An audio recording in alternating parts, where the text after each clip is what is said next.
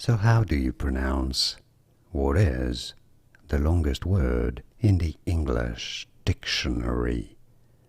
Yes, this is the one. And how do you say it? Pneumano-ultramicroscopic silicovolcanoconiosis. Yes, you can try and say it faster or slower. Which one shall we go for? Before? First? Let's go slow. Pneumano, the first three syllable, pneumano, ultra, microscopic, silico, volcano, coniosis. Right? Once you break it down, it's easy and then you can have fun and try to say it faster. Pneumano ultramicroscopic silicovolcanoconiosis.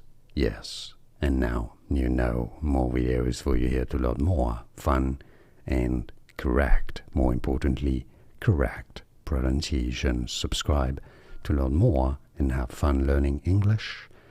Thanks for your support. Like this video if you found it useful or entertaining, and I'll see you soon in the wonderful world of pronunciations. Thanks for watching.